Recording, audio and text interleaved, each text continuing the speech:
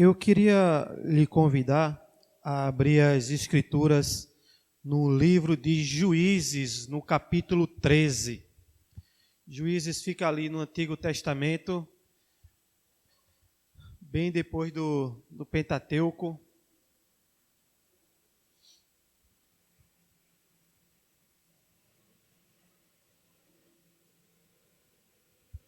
Juízes, capítulo 13. O personagem principal dessa pregação chama-se Sansão.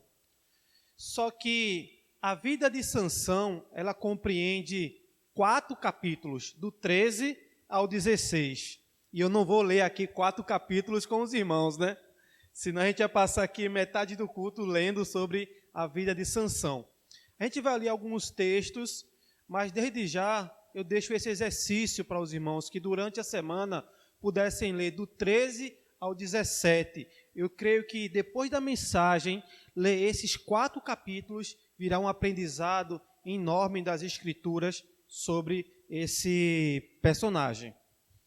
Então, Juízes 13 diz assim: os israelitas pecaram mais uma vez contra Yahvé, o Senhor, e por esse motivo ele permitiu que sofressem por 40 anos sob o domínio dos filisteus. Havia um homem em Zorá, do clã da tribo de Dan, cujo nome era Manoá. Sua esposa não podia gerar filhos. Certo dia, o anjo do Senhor apareceu a sua mulher e lhe anunciou: tu és estéril e não tivestes filhos, contudo conceberás e darás luz a um filho. Portanto, de agora em diante, toma cuidado, não bebas vinho, nem qualquer bebida fermentada, e não comas nenhum alimento considerado impuro, porquanto ficarás grávidas e terás um filho. Ele terá os cabelos longos, porquanto sobre a sua cabeça não se passará navalha, pois teu filho será consagrado a Deus como nazireu, desde o dia do seu nascimento, e ele iniciará o processo de livramento do povo de Israel do jugo dos filisteus. Queria que você fosse agora para o verso 24 e 25. Tempo depois, a esposa de Manoá deu à luz a um filho e lhe pôs o nome de Sansão, ou no hebraico, Shinshon, que quer dizer pequeno sol. E o menino cresceu, e o Eterno, o Senhor, o abençoou. Sansão estava em Manaandã, no acampamento de Dan, entre Zorá e Estaol, quando começou a sentir que o Espírito Santo o dirigia. Agora a gente vai para o capítulo 16, verso 28 a 31.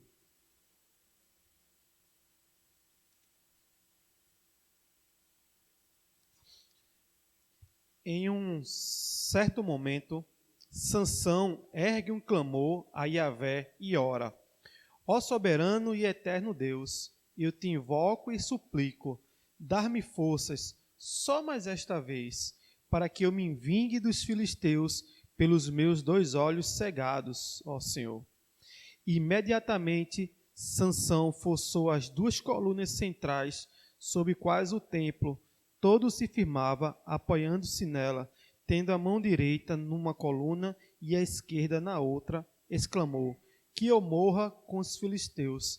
Em seguida, ele empurrou com toda a sua extraordinária força, e o templo desabou de uma só vez sobre os governadores e todas as pessoas que ali se reuniam.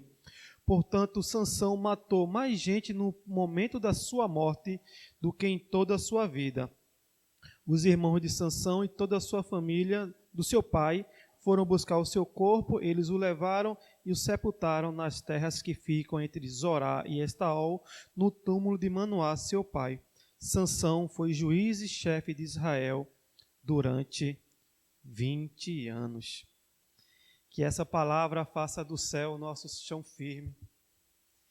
Que a revelação das Escrituras na sua vida de hoje consiga nos dar um viver consequente irrelevante e, quem sabe, até inquebrantável. Quem sabe essa palavra hoje nos batize, nos mergulhe na dinâmica do Espírito Santo.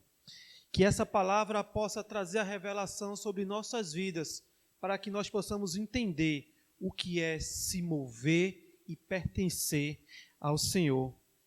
Que se torne maturidade na nossa existência e que a fé seja a grande paixão das nossas vidas no dia de hoje.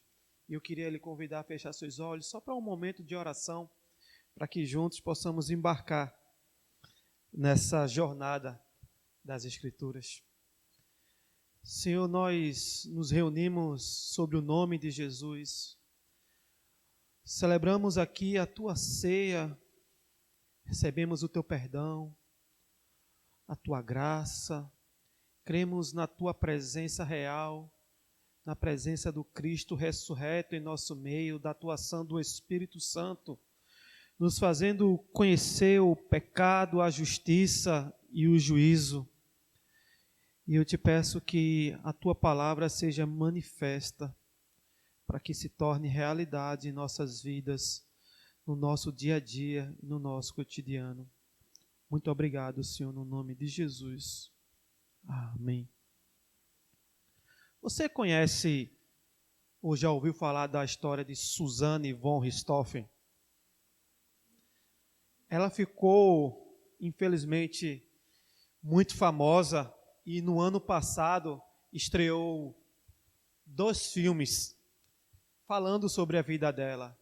Embora os filmes sejam A Menina que Matou os Pais e O Menino que Matou Meus Pais, esses filmes são baseados nos depoimentos deles sobre o caso. Então, praticamente você tem um filme que é a versão do advogado de defesa e você tem um filme que é a versão do outro advogado de defesa, né? De ambos, tanto da Suzanne quanto do namorado.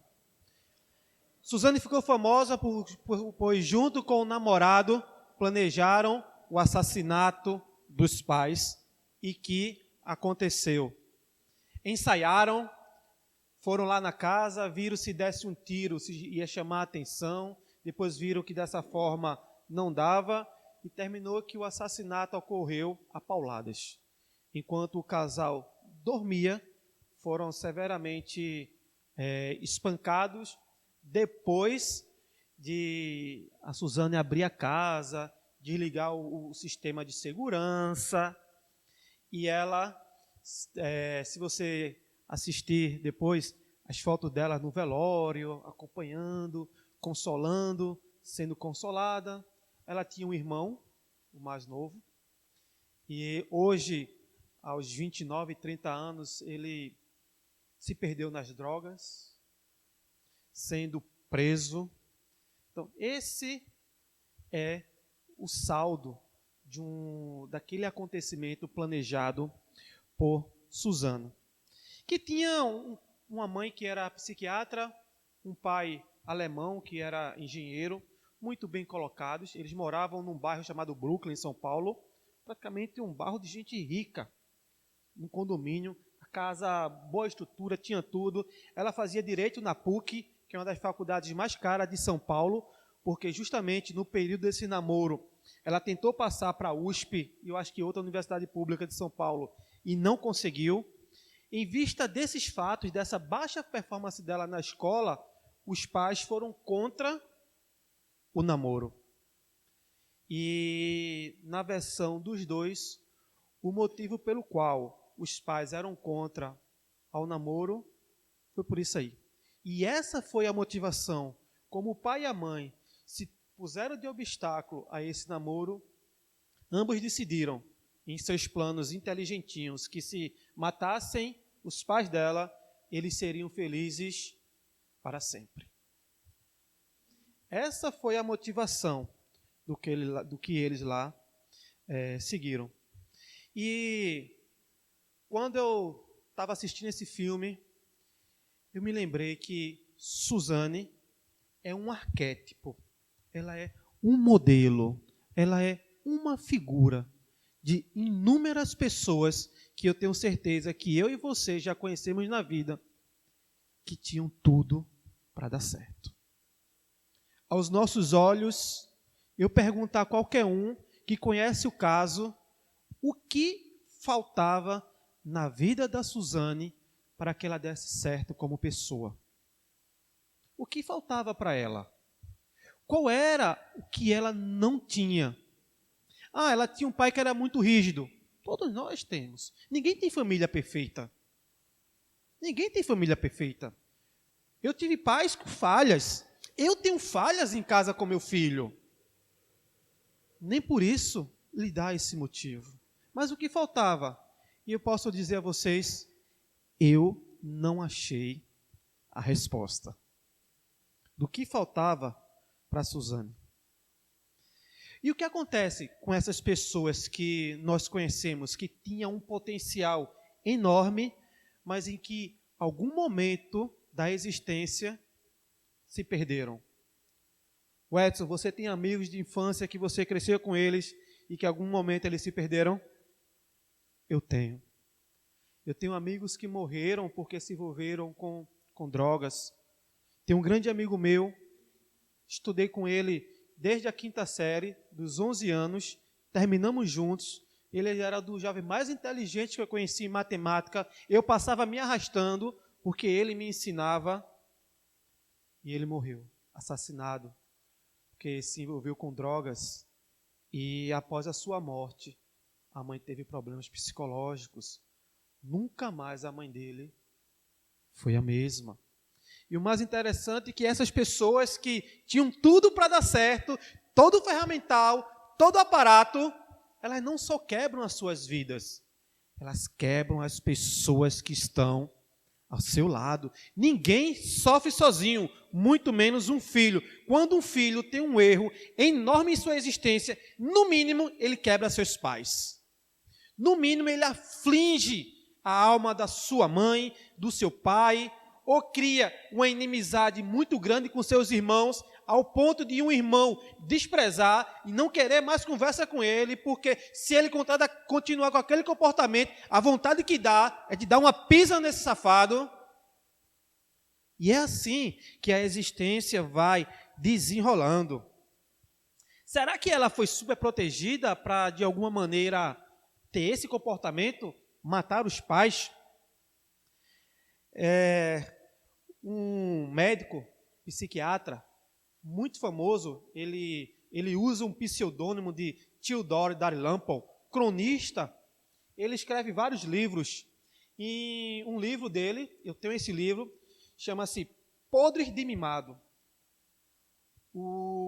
A desgraça do sentimentalismo em nossa geração.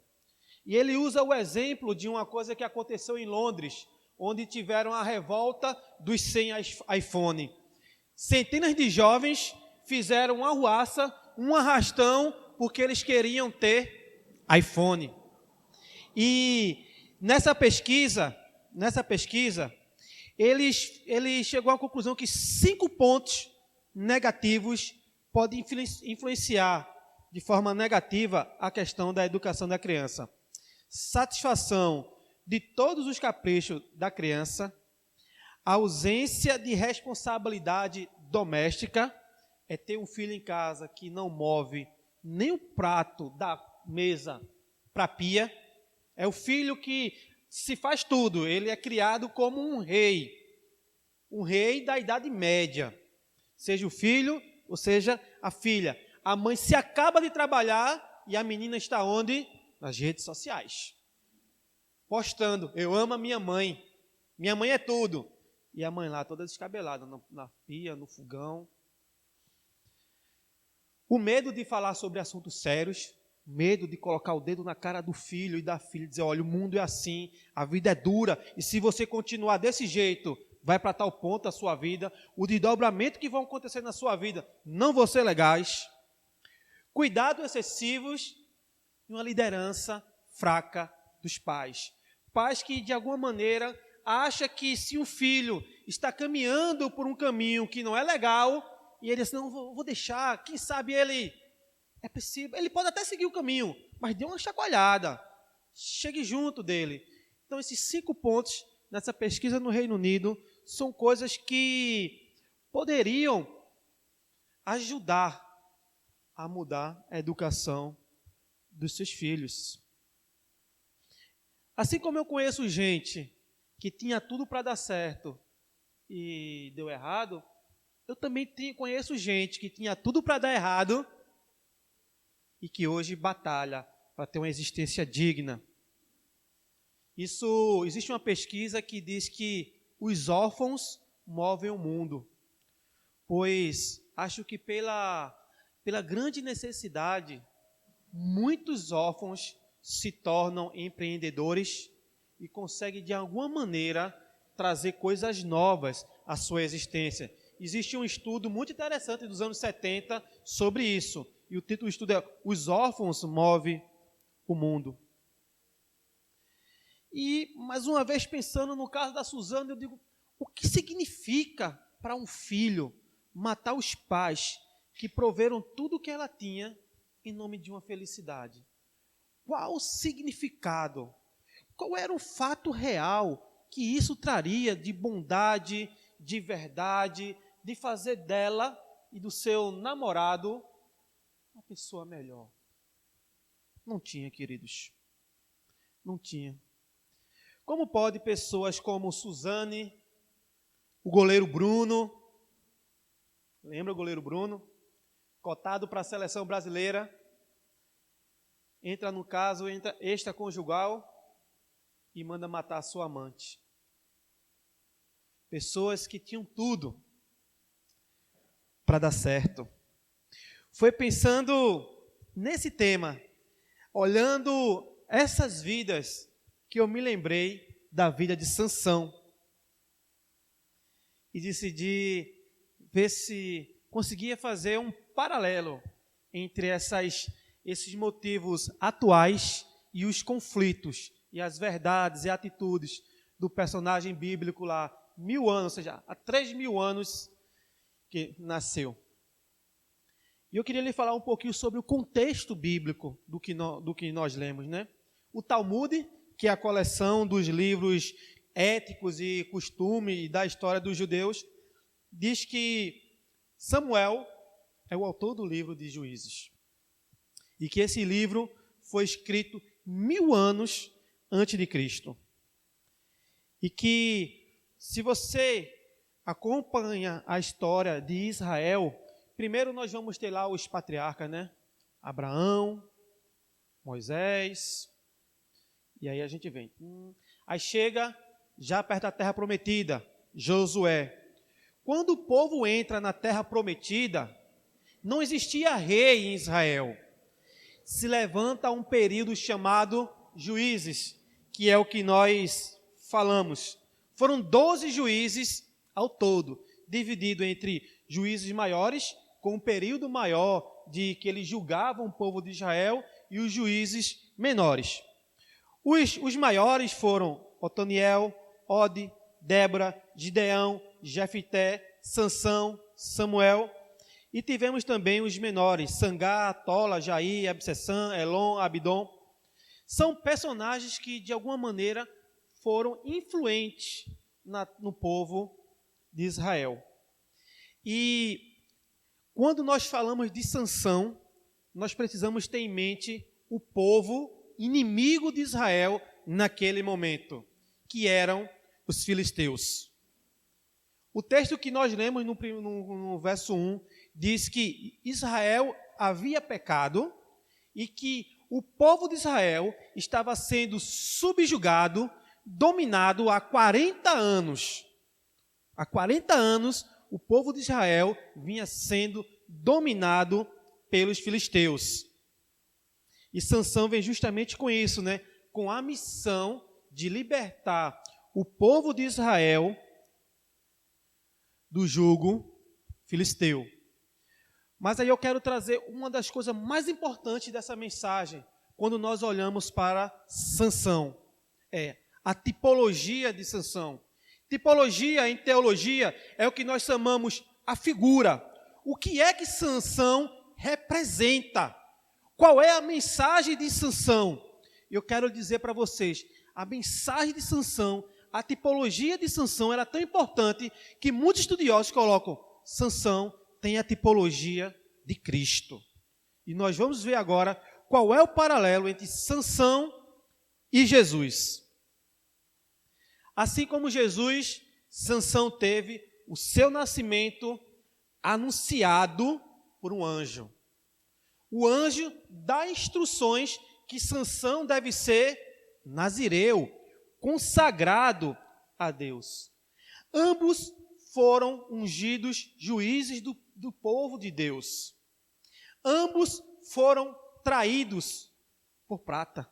Dalila traiu Sansão por prata. Se você ler depois o texto, você vai ver.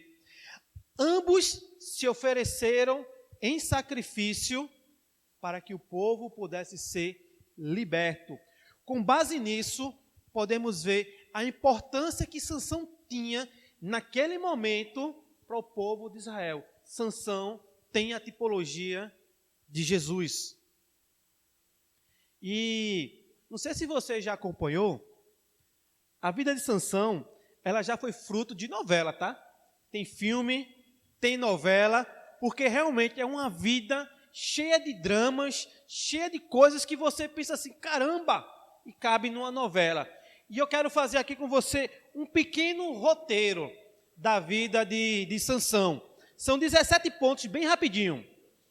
Nasceu de uma forma miraculosa, foi consagrado como nazireu, apaixonou-se por uma filisteia, despedaçou um leão com as próprias mãos, tirou mel do corpo do leão e deu aos seus pais que ele tinha matado, casou com a filisteia, depois não consumou o casamento, sua mulher foi dada a outra. Na festa de casamento ele coloca um enigma que ele perde, com raiva ele mata 30 homens para pagar a dívida da aposta que ele fez. Depois Sansão mata 1000 filisteus com a queixada de um jumento nas mãos, dorme com uma prostituta, se apaixona por Dalila, mente diversas vezes, conta a verdade, é humilhado, é afligido por Dalila, tem os seus olhos furados, fica cego, é humilhado, é levado para dentro de um templo para ser humilhado, e nesse templo amarra ele com uma mão numa coluna e outra mão na outra coluna, ele faz uma oração, empurra aquelas colunas, o templo cai, milhares de pessoas morrem naquele momento. Esse é o roteiro da vida de Sansão, e que eu quero com você agora entrar em 3 pontos dessa mensagem para que nós possamos aprender um pouco. O primeiro ponto é que Sansão é totalmente irresponsável no seu modo de viver, pois ele deveria viver como um consagrado a Deus. Leia comigo o versículo 5 do capítulo 13.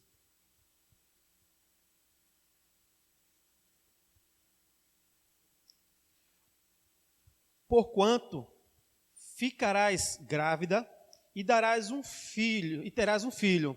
Ele terá os cabelos longos, porquanto sobre a cabeça dele não se passará navalha, pois o teu filho será consagrado a Deus, como nazireu, desde o dia do seu nascimento, ele iniciará o processo de livramento do povo de Israel.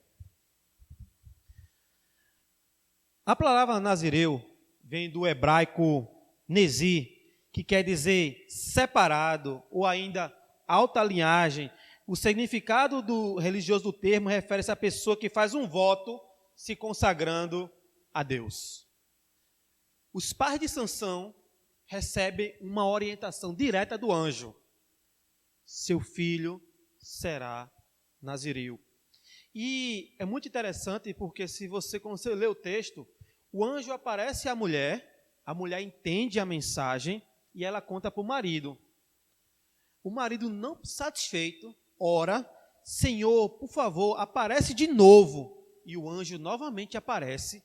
O camarada vai lá, escuta as orientações de novo do anjo, para então seguir adiante. Ou seja, nós podemos perceber que o caminho que Sansão toma em sua vida nada tem a ver com o erro e a educação dos seus pais, porque o pai de Sansão foi alguém extremamente preocupado e zeloso pelo meio como deveria criar seu filho. Ele recebeu a mensagem da mulher, orou a Deus para que o anjo aparecesse novamente. Ele vai lá, escuta de novo aquela orientação. Aí ele faz, beleza, agora eu vou educar o meu filho conforme você orientou.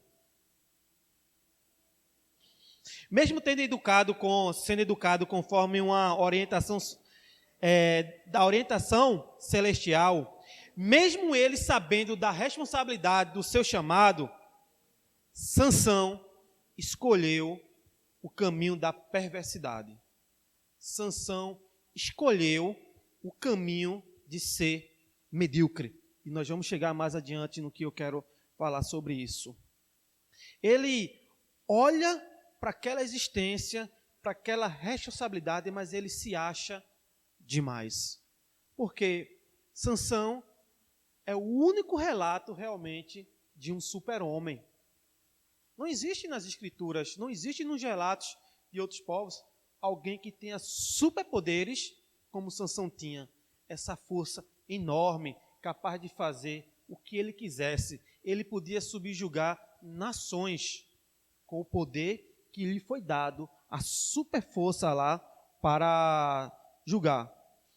E alguns erros que os filhos podem cometer, e eu falo agora de Sansão como filho, é não discernir a essa responsabilidade de ser filho.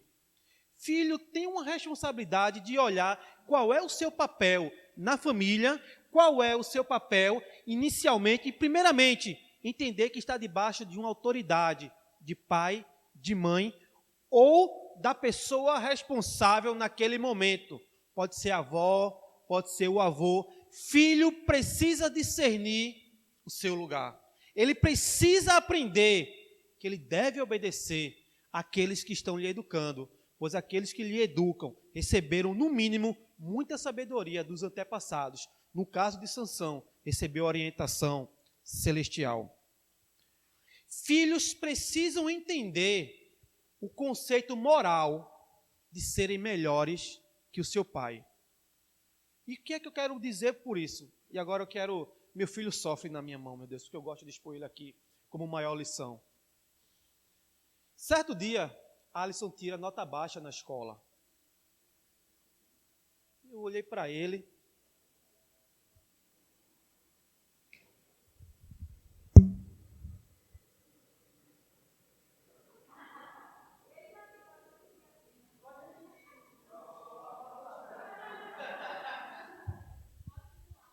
Segurei pela beca e perguntei: o que é que lhe falta para você deixar de ser medíocre? Não escolha o caminho da mediocridade na sua vida. Você tem muito mais do que eu ou sua mãe já tivemos. Você tem a obrigação moral de ser melhor do que eu. Filhos precisam entender que o que vivem hoje são frutos de lágrimas, de trabalho de pai, de avô, de bisavó, muitas vezes. E eles se acham hoje mais inteligentinhos do que aqueles que viveram antes da gente. Eu digo muitas vezes que minha bisavó, minha tataravó, que ia lavar roupa no riacho com um balde de água na cabeça, teria vergonha dessa geração atual, da preguiça que se instala em nossos jovens. Teriam vergonha, porque escolheram o caminho da mediocridade. Acham que são mais inteligentinhos, porque algum ideólogo está aí nas redes sociais, dizendo que o ser humano é lindo. Jovens, o seu pai é retrógrado, o seu pai é conservador. Os tempos mudaram. E muitos escolhem o caminho da mediocridade. E voltando para o meu filho, se não lhe falta nada, o que é que você precisa para tirar nota boa? Me diga. Se estiver faltando algo, me diga. Porque se depender de mim, não falta, para que a responsabilidade seja sua. Você não dá certo na sua vida se você não quiser. E o tema dessa mensagem aqui, eu já disse a ele há mais de anos. Você tem tudo para dar certo. Só não dá certo se não quiser.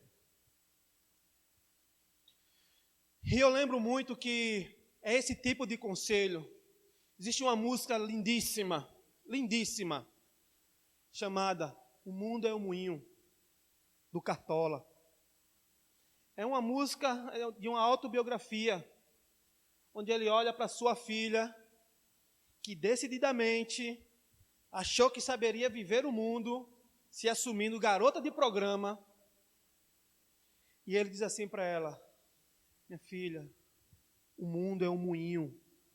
Ele vai triturar os teus sonhos tão mesquinhos, vai reduzir as ilusões a pó. Ouça-me bem, querida, em cada amor tu herdarás só o cinismo. Quando notares, estarás à beira do abismo, abismo que cavastes com teus pés. A galera hoje pensa que é fácil viver. Deixa eu lhe dizer, o mundo é isso mesmo. O mundo é isso que Jesus disse, tereis aflições. O que Jesus já estava ensinando, meu filho. O mundo é duro. A escola da vida não perdoa.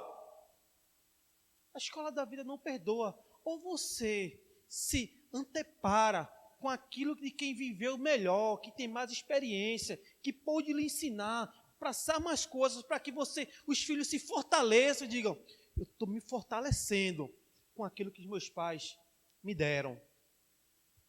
Agora, se você acha que os seus pais devem ser perfeitos, bonzinhos, sem briga, aí, meu filho, você nem anjo se casa para não dizer que são perfeitos. Não existe pais perfeitos. Existem pessoas tentando dar o melhor, lhe ensinar com o melhor.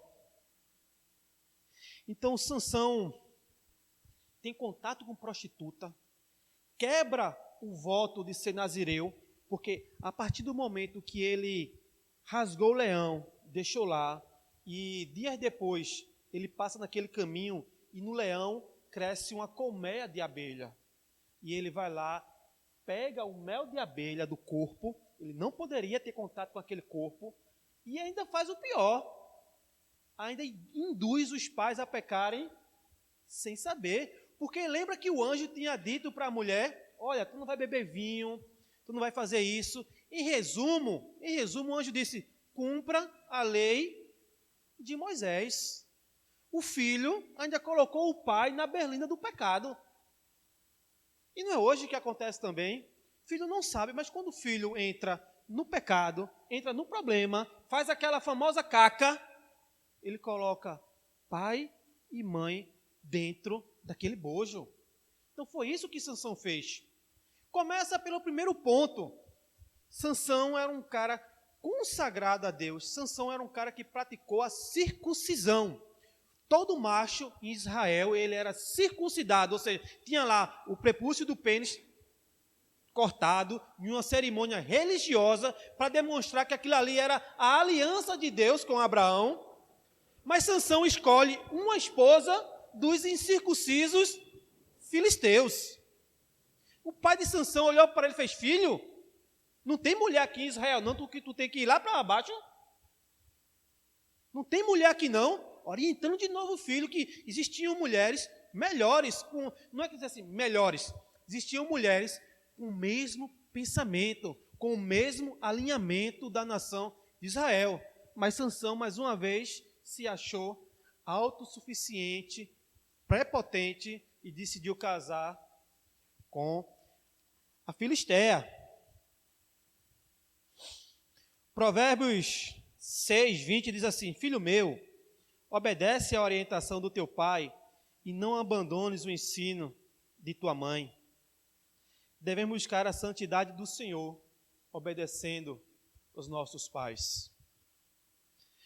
Devemos ser autênticos em Deus, não negociando o nosso privilégio de ser filho, principalmente o de ser filho de Deus, principalmente aquilo que é do self, do ser, da habitação de Deus como morada dentro de nós, daquilo que é fruto de autoconscientização pelo entendimento da palavra.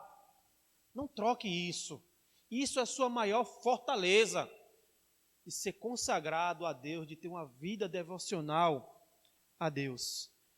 Aí a minha pergunta: filho, você está vivendo do modo que seus pais lhe orientam? Pais, não cessem em orientar seus filhos. Eles podem, no final, escolher não ser gente, mas não cessem. Não parem de expor a palavra. Obedeça a Deus, meu filho. Está aqui, ó. Obedeça a Deus, obedeça a Deus. Olhe para as Escrituras, olhe para Cristo. Mude a sua vida. Não cesse. E Sansão foi esse cara, irresponsável. Deveria ter uma vida exemplar, no cumprimento da lei, no exemplo. Afinal, ele era líder de uma nação. Ele não era qualquer pessoa. Ele era líder de uma nação. 20 anos ele passou julgando. 20 anos sendo a maior referência para aquele povo, para aquelas crianças. Eu estava brincando, falando, não sei quem foi ontem, foi com o Edson, que quando você é criança, você se espelha nos super-heróis. Eu me lembro que quando eu era criança, eu andava na rua, Jiraya, Jaspel, ya. Imagina aquelas crianças que olhavam para Sansão. Quantas crianças daquele povo não diziam, eu quero ter a força de Sansão, eu quero ser esse herói como Sansão. E Sansão foi esse medíocre. Medíocre porque não viveu em acordo como deveria viver com Deus. Esse é o primeiro ponto que eu queria ver com vocês.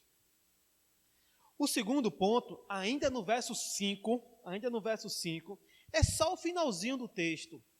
Diz assim: ele iniciará o processo de livramento do povo de Israel do jugo dos filisteus. Assim como Jesus, Sansão, João Batista, foram os dois que tiveram seus anunciamentos de nascimento angelical, já anunciando o propósito da sua existência. Sansão já nasce sabendo, eu devo ser o libertador do meu povo. Ele já sabia que ele tinha essa incumbência de ser líder, mas ele escolhe novamente ser. Eu vou usar muito essa palavra, porque eu acho que essa palavra ela tem um significado muito atual. Ele escolhe ser medíocre. E o que é essa pessoa medíocre? É a pessoa que tem todo o ferramental, tudo está provido para ela, tudo está posto na mesa para ela se servir, para a pessoa ser a melhor versão de si mesmo. E ela escolhe não ser. Medíocre é a pessoa que não tem a potência do ser, que não olha para si e diz, eu posso ir até ali, mas ele escolhe ir até aqui. Eu me lembro de ter um filme evangélico, acho que é Desafiando os Gigantes, em que, numa parte do exercício, o companheiro tem que levar um cara, ele fica meio que assim, apoiado de quatro, e bota um companheiro nas costas, e ele, eu não consigo. E o treinador olha para ele e diz, você consegue. Vendo os olhos dele, e assim, vá, siga agora. E ele começa a ir. Quando vê, jardas, eu não sei como é que chama. Os meninos aqui é que sabem acompanhar futebol americano, eu não sei de nada não. Sem regra nenhuma não. É jardas, né? Então aquele rapaz que até então, quando ele olhava a dificuldade, ele disse assim, eu não consigo. Ele já tinha tudo, mas ele dizia, eu não consigo.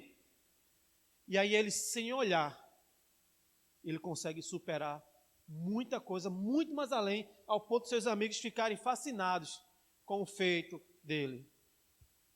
Quem sabe se a gente começar a viver por fé, a gente não começa a ter feitos em nossas vidas.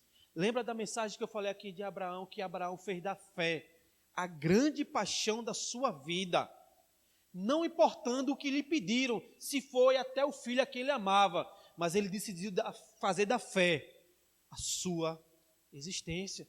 Por isso que quando eu começo aqui toda a mensagem, eu peço a Deus e digo assim, eu desejo que a fé seja a maior paixão da minha e da sua vida.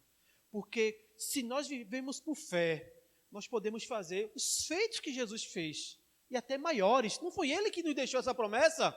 Agora, esses feitos não são os feitos da teologia da prosperidade, dos moderninhos, que acha que é a riqueza, quer ir bem, quer você trabalhar e depois ter uma fazenda para descansar. Não, os feitos são do reino. O feito é a expansão do reino. Olha, se você trabalhar, estudar, fizer graduação, pós-graduação, mestrado, doutorado, você vai ganhar dinheiro, você vai ser bem. Não tem nada a ver com a expansão do reino. Então, essa questão de Sansão deveria ser essa pessoa não medíocre, essa pessoa autêntica e interdependente de Deus. Ele devia ser uma pessoa, como disse, bem profetizou Nietzsche, quem tem por que viver, supera qualquer como. Se você tem um propósito dado por Deus na sua vida, você consegue suportar. Não foi isso que o apóstolo Paulo viveu? Paulo é um apóstolo que recebeu também. Recebeu uma palavra direta de Deus, do Senhor Jesus. Ele se converte, Ananias vai lá, Senhor, ele? Aí, não, vá lá, eu vou mostrar a ele o quanto importa sofrer pelo meu nome. Mas Paulo tinha um porquê. Era anunciar o evangelho de Cristo. Era anunciar a salvação para os perdidos. E como nós vemos aqui, lembra quando eu preguei sobre a questão do evangelho e ideologia? Paulo não tinha meia palavra desses falsos pastores que ficam hoje tentando criar anestesia para você. Ah, você é como Deus. Ah, Deus, você está no centro da vontade de Deus. Deus só se move por você. Mentira! Paulo vai dizer assim, ó homem, tu és indesculpável, porque Deus está manifesto até na sua criação, e você não lhe rende glória. Sansão foi esse que escolheu essa péssima liderança. E eu vou dar aqui, mais uma vez, vou trazer aqui, ó. Casou com uma filisteia, colhe mel do leão, propõe uma charada. Não, olha, Sansão foi tão irresponsável que veja o que aconteceu. Na festa de casamento, ele cria uma charada. Aí, como é a charada? O que é? Não dá. Do forte nasce o doce. Eu não lembro aqui o texto aqui. É como se o mel que saiu do corpo do leão. E ele joga essa charada para 30 homens lá, na festa de casamento. E aí eram 7 dias de núpcias. No terceiro dia, os caras vendo que iam perder a aposta, chamaram a mulher dele e fez, olha, se tu não nos contar, a gente vai tocar fogo em você e no seu pai. Aí a mulher se desespera, mas rapaz, eu vou morrer agora. Aí a mulher vai e fica no juízo dele. Olha, mulher no juízo do cara. E aí a mulher vai lá e no juízo dele. O que é que acontece? Ela revela a verdade. No 7º dia, chegam os camaradas lá, sabemos o que é mais forte que o leão e o que é mais doce que o mel. Aí ele olha assim, vocês apertaram minha mulher, senão vocês não descobririam. Porque eu não contei nem para o meu pai e minha mãe. Sansão com raiva, vai em outra cidade, mata 30 homens. Pega as 30 vestes dele e paga a aposta. Veja que vida medíocre, perdido, entrou no mundo desse. Banalizou a vida por conta de uma aposta. Banalizou. Sansão foi esse péssimo exemplo. E demais, depois que ele perdeu isso, sabe o que ele faz? Abandona a mulher. Aí vai embora. Deixa a mulher lá. Aí, veio o outro e disse, eu quero. Quando voltou para buscar, a mulher era de outro. Com raiva, tocou fogo na plantação dos filisteus. Uma vida medíocre. Só reagia, não agia, não era dono de si, só sabia responder aos problemas que ele mesmo criava, e criava um maior que o outro. Sabe aquela coisa que, quando você conta uma mentira, você conta outra para satisfazer uma mentira, e aí você entra num ciclo, mentira, mentira, mentira, até onde as pessoas vão olhar para essa pessoa assim, eu não acredito em mais nada que esse camarada fala. Porque é um ciclo de mentira. Eita, Sansão era um cara que ele brincava de pecar. É isso mesmo. Brincava. nas escrituras, quando você lê, a palavra que Dalila usa para Sansão é, você está brincando. Porque você sabe que Dalila e Sansão começou a viver gato e rato, né? Ela queria saber qual era o segredo da força dele. E ele vai, primeira mentirinha.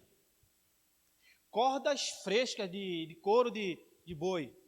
O filisteu vem sobre ti, ele. E agora? Cordas novas. Os filisteus vêm sobre ti. E agora? Tranças. Os filisteus vêm sobre ti. Ele, nada. E aí, mais uma vez eu vou lhe dizer, mulher no juízo do cara, e Dalila começou a insistir. E quando eu falo mulher, eu estou brincando, porque agora eu falo para um casamento desajustado. Seja um homem ou seja mulher. Um no ouvido do outro todo o tempo, falando o que foi, eu quero isso, eu quero aquilo. A Bíblia fala que Sansão se angustiou ao ponto de querer a morte. Ele ficou angustiado, porque ele não aguentou. Ele entrou num casamento com uma filisteia, com alguém de um pensamento diferente, com alguém que queria ir para um lado e ele queria ir para o outro. Ele deveria ir para o outro, mas ele segue do lado dela. Ele se angustia com aquela situação, brincou de pecar, de mentir. Ele gostou daquele jogo. E a Bíblia fala que Dalila botava Sansão para dormir, e ele dormia no colo dela. E ele se angustia. Aí ele chega um momento e revela: eu sou nazireu, se cortarem o meu cabelo, eu perco as forças. E aí aconteceu. Ela botou ele para dormir, cortou o cabelo, e a Bíblia fala que até o cabelo começou a crescer logo que imediatamente, e ele foi capturado. Teve seus olhos vazados, o povo filisteu entra em festa. Leva ele para o templo. Imagine que existia o templo maior da Cruz Cabugá, para ser celebrado, daquele tamanho. Levaram ele para lá, para ele ser escárnio naquele momento. E eu queria dizer para os jovens, dizer talvez para você e dizer talvez para mim, Sansão foi alguém que não soube conter os prazeres imediatos da vida. Sansão era alguém que ele vivia para atender às suas pulsões, aquilo que pulsava nele de desejo da vida, de prazer, de soberba, de concupiscência dos olhos, concupiscência da carne, ele atendia prontamente. Ele não entendeu que parte dessa energia deveria ser sublimada, como todos nós aqui. E ele tinha o prazer imediato, como fuga da realidade. E não é isso que muitos jovens nossos têm hoje. É claro que nós vivemos hoje um momento de pressão, todo mundo tem que estudar, tem que trabalhar. Hoje não é tão simples como era só arar a terra, cuidar. Mas ter a busca do prazer imediato como fuga da realidade não vai levar ninguém a canto nenhum. Atender prazer de forma ali, eu estou anestesiado, está tranquilo. Eu vou fumar um baseado, eu vou tomar umas e o negócio está aqui. Eu vou ficar com fulano, passa a noite no motel, no outro dia a minha vida está uma beleza. Deixa eu lhe dizer, nada disso vai resolver. Deixa eu lhe dar um ensino conservador que nossos antepassados, desde então, a sabedoria que nós temos hoje foi construída às duras. Deixa eu dizer uma coisa para você. Nós temos no mínimo registrado 5.000 anos de humanidade. Aí nós temos 4.000 anos de ética judaico-cristã. Nós temos filosofia grega. Nós vamos ter a patrística. Nós vamos ter a escolástica. Tudo isso melhorado. Aí chega um camarada aqui agora, quer jogar tudo isso fora, dizendo, não, tudo isso é retrógrado, rapaz. Eu agora sou um homem gato.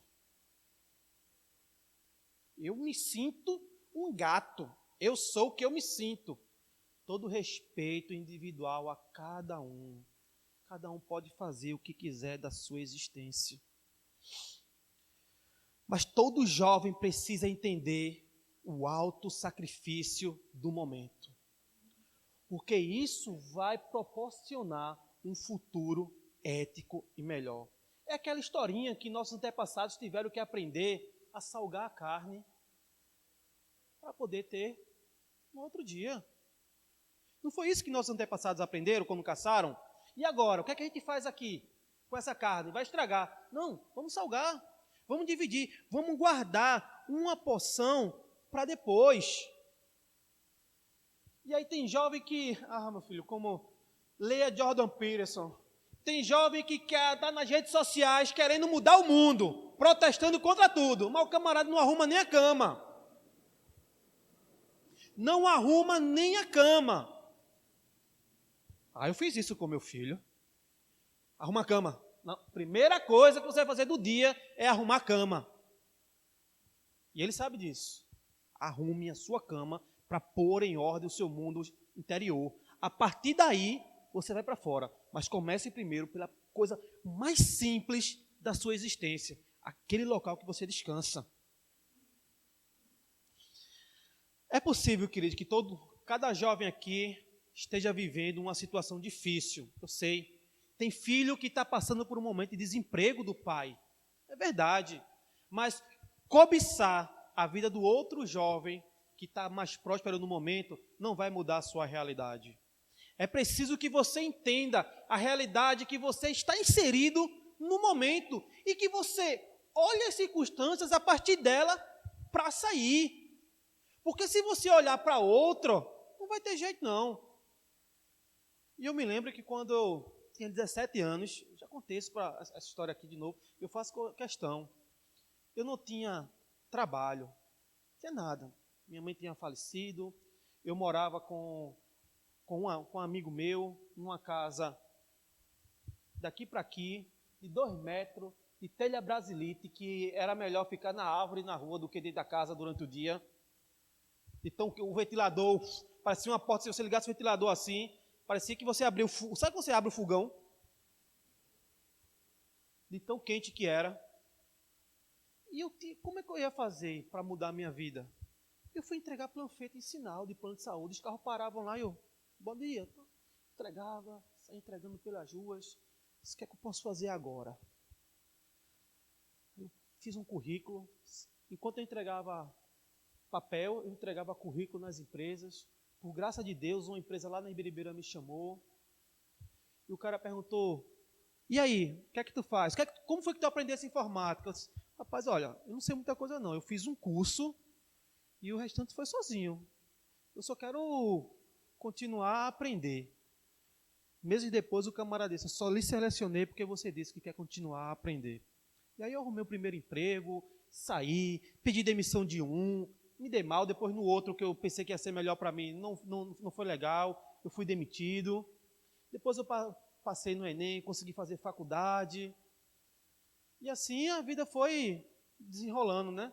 Graças a Deus encontrei uma doida que disse que queria casar comigo quando não tinha nada. Foi verdade, gente. Eu disse assim, eu quero nada contigo não, que eu não tenho onde cair morto. Ela fez, e eu estou casando contigo por ter dinheiro? Estou casando contigo porque eu quero construir algo com você. Eu olhei para a cara dela e me senti um moleque. E eu pensava que, sério, gente. E eu pensava que eu era, na antiga igreja que eu fazia parte, eu era um projeto de pastor, sabe? Pregava, tal. Quando ela me deu aquilo ali, eu me senti um verme, porque tinha uma mulher de verdade me chamando para ser homem, e eu não tinha entendido ainda isso. Às vezes acontece isso, um namorado, uma noiva, eu chamo o outro para, vem comigo, o outro, vem rapaz. Vem para o propósito que eu te chamo, e eu não tinha entendido. Minha mulher deu um chaculacho em mim. Ela era uma mulher ali querendo ser gente. Filho quer ser gerente e não lava os pratos em casa, né? Se você perguntar ao filho que está fazendo faculdade, não, eu quero ser gerente, é verdade. Mas não lava o prato, não varre a casa, não apanha uma roupa, não ajuda em nada. Filho precisa ter responsabilidade em casa para poder melhorar. Siga os conselhos do seu pai. Primeira coisa que eu quero dizer aos filhos aqui. Se você está fazendo alguma coisa errada, você que está nos assistindo, pare de fazer nesse momento. Comece a fazer algo que você possa falar bem. Se você tem algo que você, ao fazer, você não pode contar isso como uma boa notícia, não faça. Só faça algo que você possa contar como uma coisa boa para outra pessoa. Esse é um exemplo que eu quero lhe pedir. E eu sempre falo isso para o meu filho, né? Obediência é quando eu não estou presente. O princípio da obediência é a ausência do mandatário. Obedecer quando eu estou em casa é bom demais, papai. Aí eu chego em casa, vê. Alisson, tu joga o lixo fora, que quando eu chegar, joga. Quando eu abro a casa, tá Alisson correndo agora para pegar o lixo. Gente, tem algo errado. Obediência é quando o mandatário não está presente. Dessa forma, se aprendermos esse princípio, seremos bons funcionários, porque só não vamos fazer nada quando o chefe está olhando, seremos proativos mesmo na ausência dele, seremos fiéis aos nossos companheiros, quando minha esposa estiver ausente, eu serei obediente àquele que orientou o casamento da gente. O princípio da obediência, ele parte da ausência. Quem não entendeu isso é só obediente na frente dos outros. Obedecer na ausência do mandatário. Esse é o entendimento máximo sobre obediência. E o terceiro ponto agora, que eu quero falar com vocês sobre essa mensagem, está no capítulo 16, no verso 28 ao 31. Eu já vou correr aqui para finalizar. Diz assim: em certo momento, Sansão ergue um clamor, Yahvé, e ora: ó soberano e eterno Deus, eu te invoco e te suplico, dar-me força só mais uma vez, para que me vingue dos filisteus pelos meus 2 olhos furados. E o Senhor, ó Senhor, imediatamente Sansão forçou as 2 colunas centrais dos quais o templo todo se firmava, apoiando-se nela, tendo a mão direita numa coluna e a esquerda na outra, exclamou: que eu morra com os filisteus. Em seguida, ele empurrou com toda a sua extraordinária força, e o templo desabou de uma só vez sobre os governadores e todas as pessoas que ali se reuniam. Portanto, Sansão matou mais gente no momento de sua morte do que em toda a sua vida. Os irmãos de Sansão e toda a sua família do seu pai foram buscar o seu corpo e o levaram e sepultaram na terra que fica em Zorá e Estaol, no túmulo de Manoá, seu pai. Sansão foi juiz e chefe de Israel durante 20 anos. Agora eu quero fazer uma virada. Deixa eu lhe dizer uma coisa. Deus sempre vai cumprir os seus propósitos e não é refém de ninguém. Não pense que Deus está amarrado por alguma coisa que você vai fazer. Se Ele tem um propósito, Ele vai cumprir. Agora, a grande questão somos nós. Heróis ou medíocres? Cada um de nós vai escolher. Vejam agora, eu quero colocar o contexto dessa situação. Sansão está preso. Uma coluna aqui, outra coluna aqui. E ele faz uma oração que é a mudança, que é a metanoia, que é o entendimento. Ele diz assim: ó soberano Deus. Sansão agora diz: eu não sou nada. Eu entendi a grande besteira que eu fiz da minha vida. Eu entendi o quanto eu fui medíocre em toda a minha existência nesses 20 anos. Mas eu quero reconhecer nesse momento: o Senhor é soberano. Deus é soberano e não está amarrado, dependendo de cada um. É essa oração, é esse entendimento que faz com que Deus cumpra o seu propósito em Sansão, que era de libertar o povo. E soberano é dizer que Deus, no curso da história, nunca foi pego de surpresa. Soberania tem a ver como Deus governa, de fazer a vontade dele na criação. Deus tem um domínio e autoridade absoluta. Os títulos dele é Deus dos deuses, Senhor dos senhores, Rei dos reis. O salmista diz: a terra pertence ao Senhor. Ele é a única e a última fonte de criação. E ele tinha um propósito: libertar Israel do jugo filisteu. E ele cumpriu esse propósito. Na morte de Sansão, morreram mais filisteus do que toda a sua vida, pelo simples reconhecimento que Sansão teve: Deus é soberano. E aí, todos nós devemos nos apegar. Deus é soberano em nossas vidas. E Ele vai cumprir aquilo que é determinação dEle. Agora nós vamos escolher sermos medíocres, como Sansão foi durante 20 anos, ou se a partir do momento que reconhecemos a sabedoria de Deus, a soberania de Deus, nós nos tornamos heróis. Não é isso que a Bíblia vai dizer depois? Daqui a pouco a gente vai lá em Hebreus, para finalizar a mensagem, e a gente vai saber qual foi o derradeiro título de Sansão. Queridos, essa verdade é sobre gente que tem a oportunidade de dar certo na vida. Gente que hoje tem nas mãos a oportunidade de fazer tudo certo, mesmo que seja no suor. Tudo que vem fácil, vai fácil. Tudo que não teve calor, que não teve trabalho. E hoje eu sei que a gente vive no mundo da ostentação. Eu sei que tem, como é o nome daquele negócio, Alex, que os camaradas ficam dizendo a marca e o nome da roupa. Como? Outfit. Pronto, o camarada chega ali, ó, camisa ciclano, R$500, tênis isso, R$2.000, cueca não sei o que lá, o camarada fica fazendo isso. Eu sei que tem isso hoje no nosso meio. E sei que isso seduz. Essas coisas fáceis, essa ostentação. Eu sei que na rede social todo mundo quer ostentar alguma coisa, aí mostra uma vida que não tem. Eu sei disso. E que todos nós, a partir do entendimento do Evangelho, vamos lutando e rejeitando isso. Muita gente tinha tudo para dar certo. Suzane tinha tudo para dar certo. Goleiro Bruno tinha tudo para dar certo. Quem lembra de uma atriz chamada Leila Lopes, queridinha da Globo, virou atriz pornô, por último, tirou a própria vida.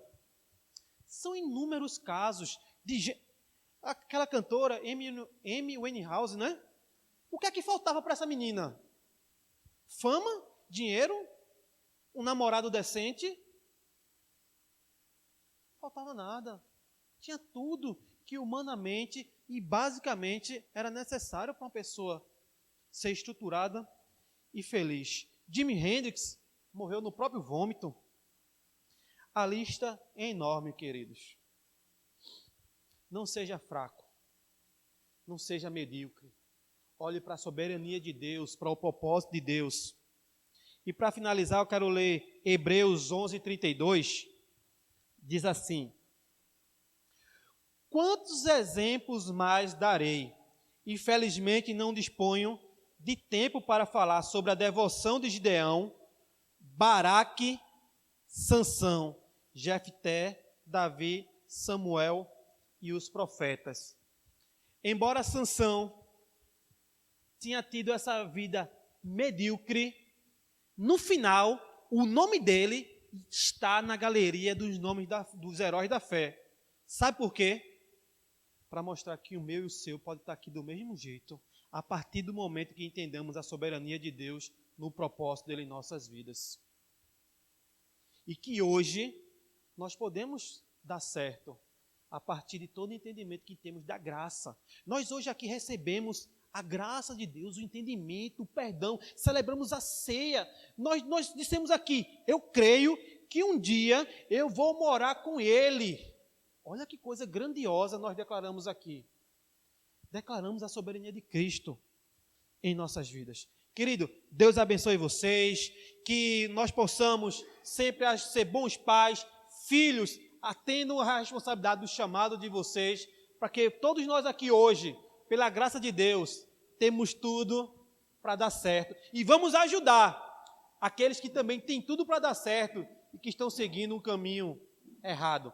Deus abençoe vocês ricamente, tá bom? Tchau, tchau.